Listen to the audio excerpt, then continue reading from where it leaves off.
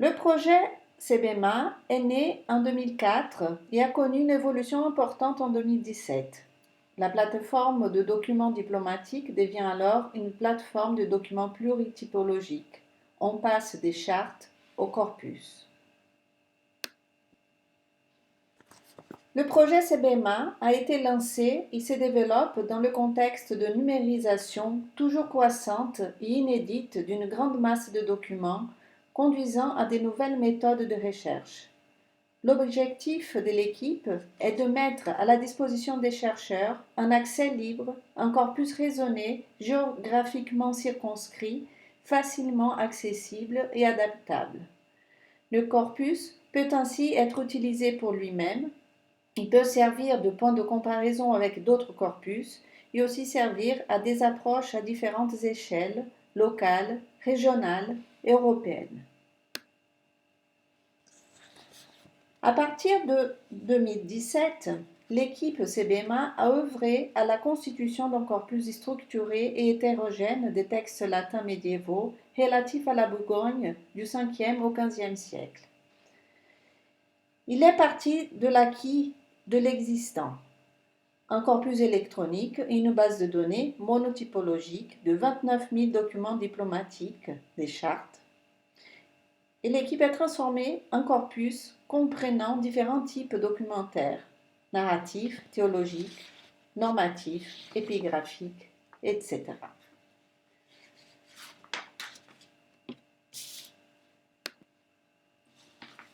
Entre 2017 et 2019, nous avons réuni deux sous-corpus principaux. Le premier est constitué des textes hagiographiques. Il s'agit de 328 vies, passions, translations, recueils et miracles relatifs au saint. Le deuxième sous-corpus est constitué d'inscriptions épigraphiques.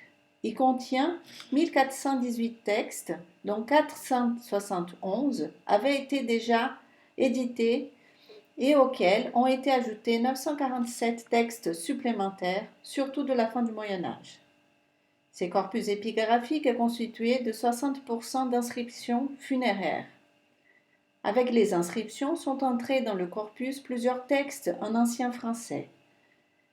Ce fait amène à de nouvelles propositions pour l'évolution à venir de CBMA, celle d'un corpus plurilinguistique.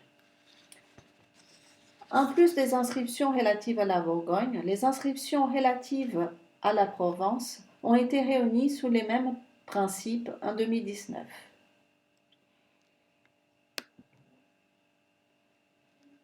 Actuellement, l'inventaire des textes autres à incorporer est en cours. Du point de vue typologique, il concerne des productions narratives, liturgiques et normatives. Ont été acquis ou saisis récemment, à la fin 2019, La vie de Garnier de Saint-Étienne de Dijon, édité par Jean-Luc Chassel en 1993, La chronique de Falcon de Tournu, édité par René Poupardin en 1905, révisé par François Bougard et Dominique Poirel en 2019, que nous remercions de nous avoir transmis leur travail. Le Martyrologe de Marsigny, édité par Regina Haussmann en 1984. Et Le coutumier clunisien du moine Bernard, édité par Marquard Ergotte en 1726. Les processus d'acquisition et de formalisation des corpus se composent d'un certain nombre d'étapes principales. On réalise d'abord un inventaire des textes édités concernés devant être récupérés ensuite.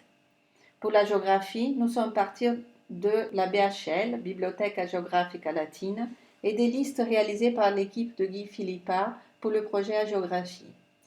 La récupération des textes hagiographiques édités s'est appuyée sur les éditions anciennes disponibles en ligne, les Acta Sanctorum, la Patrologie latine, les MGH.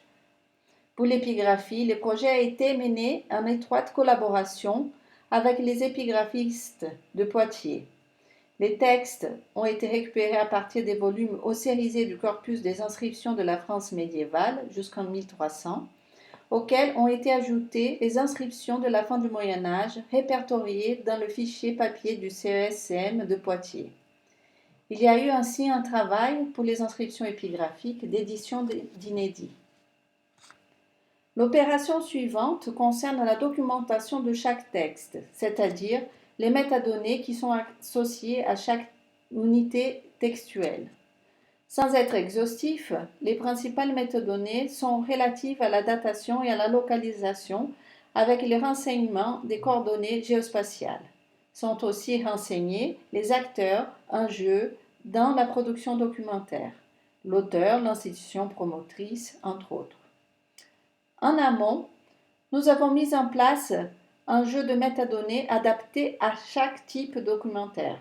Nous avons défini un cahier de charges discuté en atelier avec les spécialistes des différents types documentaires.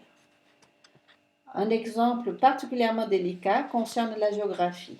Ont été discutées entre autres les difficultés posées par la définition du cadre géographique, Bourgogne en soi-même, mais aussi par rapport à la liste des saints et des textes compilés.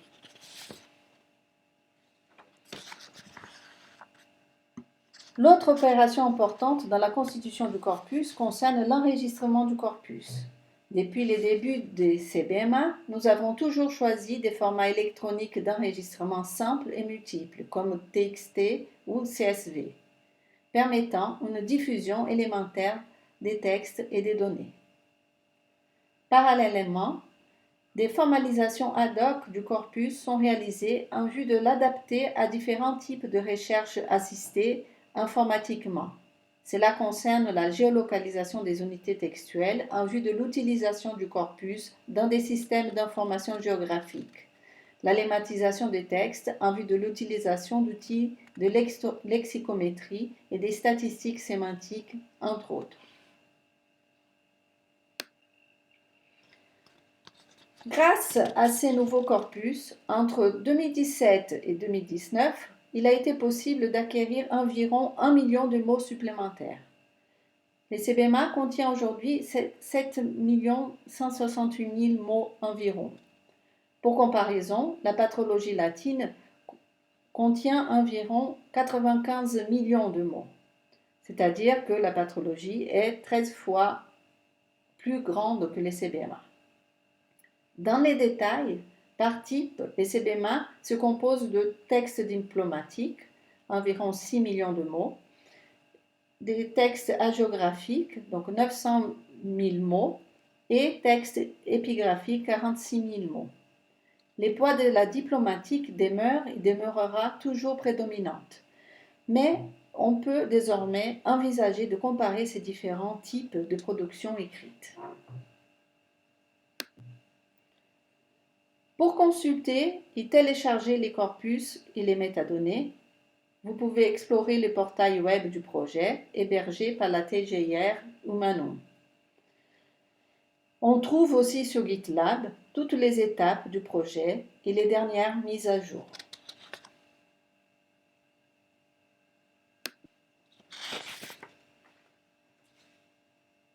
Le projet CBMA propose l'interrogation de corpus à partir de différents outils de fouille de text mining. Ces outils permettent de réaliser des tables de concordance, d'effectuer des recherches de co-occurrence et des analyses statistiques. Les corpus diplomatiques et épigraphiques ont été lemmatisés et préformatés pour TXM. TXM, textométrie, est un outil pour l'analyse des grands corpus de texte qui utilise les méthodes de lexicométrie et de la statistique textuelle avec la possibilité de produire des graphes, des analyses factorielles, entre autres. Les corpus sont aussi interrogeables sous Philologic 4. Philologic ne réalise pas de calculs poussés comme TXM, ni la prise en compte de la lemmatisation, mais il offre une interface d'interrogation aisée du corpus et pour la recherche des co-occurrences. 3 plateformes ont été mises en place avec les textes diplomatiques, hagiographiques et épigraphiques. Les corpus diplomatiques peuvent aussi être interrogés avec No Sketch Engine. Cet outil réalise la prise en charge intelligente des corpus lemmatisés, effectuant des calculs avec des différents paramètres, produisant des échantillons aléatoires, entre autres. Dans le cadre de la collaboration avec les archives départementales de la Côte d'Or à Dijon, parallèlement au corpus textuel, le projet CBMA met à la disposition également des documents originaux numérisés. En 2019, une importante évolution technique a été mise en place avec la création d'une plateforme compatible avec les standards 3IF et consultable avec le visualiseur Mirador. La bibliothèque numérique CBMA contient 58 manuscrits, dont des cartulaires, des livres de comptes et différents autres documents comme les tablettes en cire de Citeaux. Voici la liste des 10 dernières incorporations, cartulaires et registres comptables. Pour passer de l'énumération à l'utilisation effective des corpus, nous souhaitions montrer quelques exemples de recherche exploratoire en utilisant le corpus CBMA et les outils adaptés comme TXM, utilisés ici dans l'exploitation du corpus hagiographique. L'analyse statistique du lexique utilisé peut aider à la datation des textes hagiographiques non datés. Dans ce graphe, on observe l'analyse factorielle des correspondances par siècle du corpus hagiographique. Il explicite le rapprochement et l'opposition entre les textes. Ce sont des analyses et interprétations qui doivent encore être affinées et sont proposées ici seulement à titre d'exemple. On distingue dans ce graphique deux grands ensembles. À droite, entouré de bleu, le Haut Moyen-Âge, 5e, 9e siècle. À gauche, entouré de vert, le Moyen-Âge central et le Bas Moyen-Âge, 10e, 14e siècle. Au milieu, entouré de rouge, les textes non datés, SD sans date. Ces textes sans date sont proches du 5e et du 6e siècle, ce qui peut nous orienter à pousser les analyses statistiques avec les textes de ce siècle pour essayer de dater les textes non datés.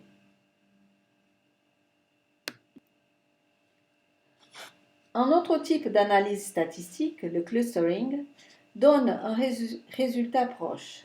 Les textes non datés sont dans la branche des textes du 6e siècle, entourés ici en rouge.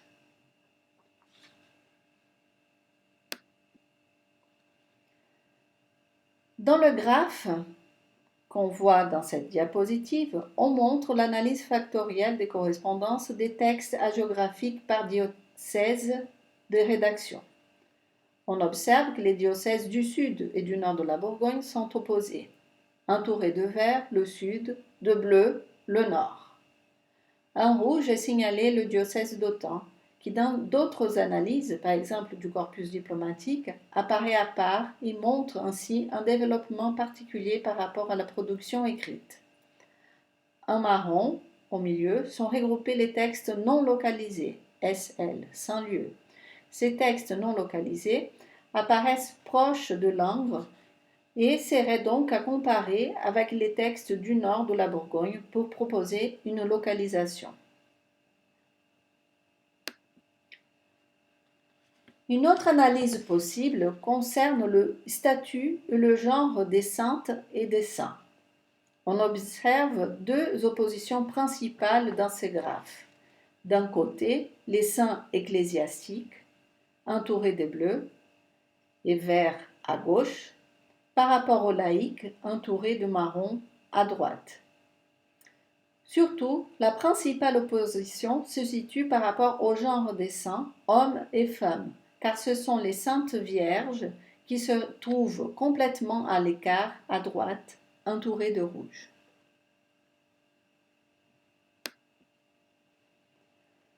Nous souhaitons terminer par deux exemples de rétrodéveloppement du corpus épigraphique. Il s'agit de montrer comment l'exploitation du corpus peut contribuer à son enrichissement.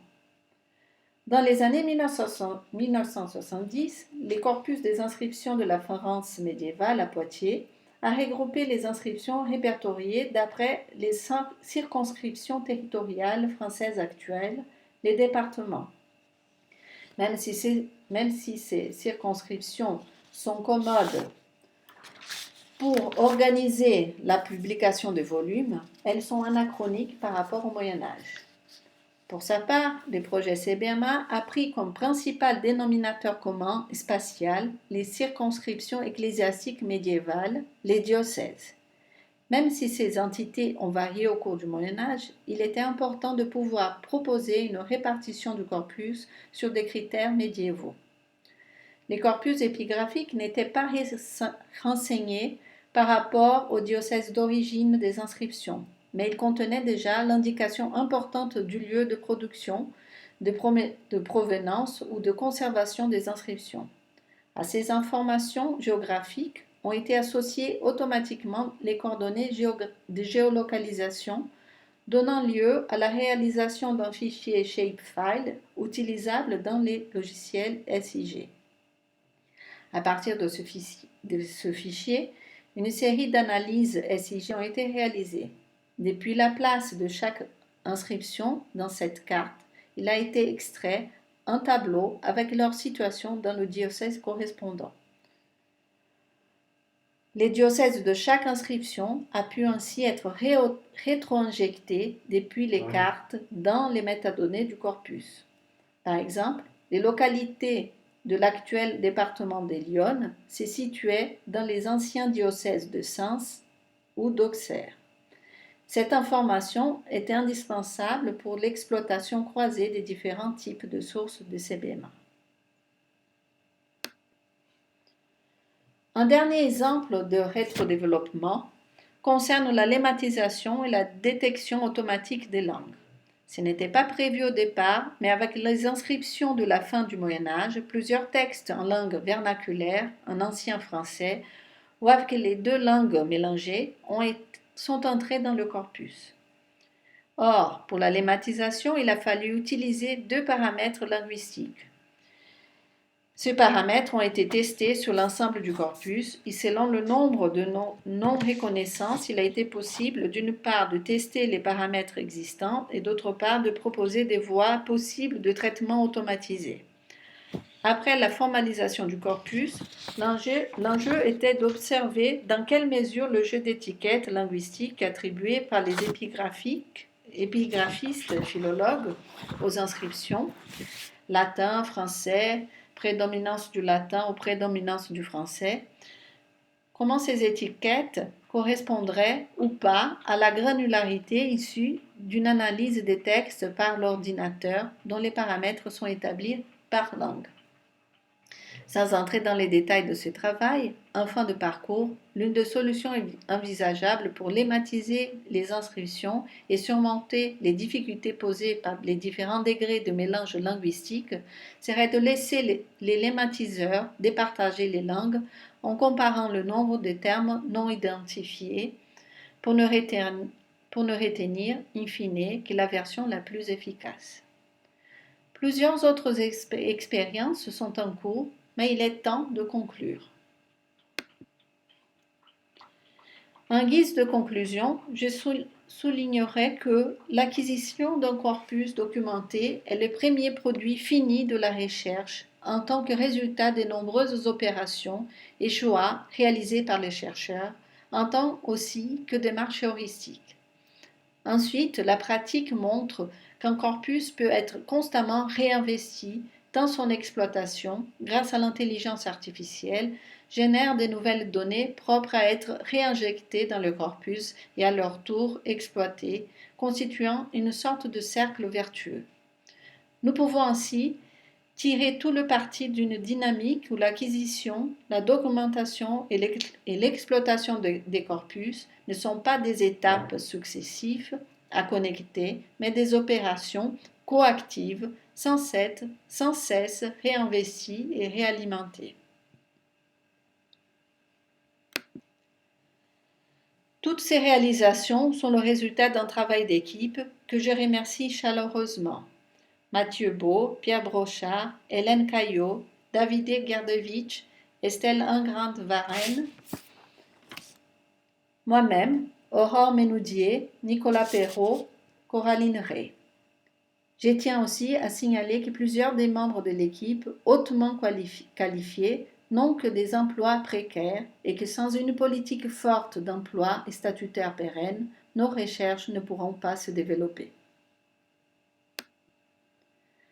Je tiens aussi à remercier nos partenaires institutionnels, en plus de l'AMOP qui porte ces projets, le LABEX Aztec, les consortiums COSME 2 et le CESCM de Poitiers. Je vous remercie de votre attention.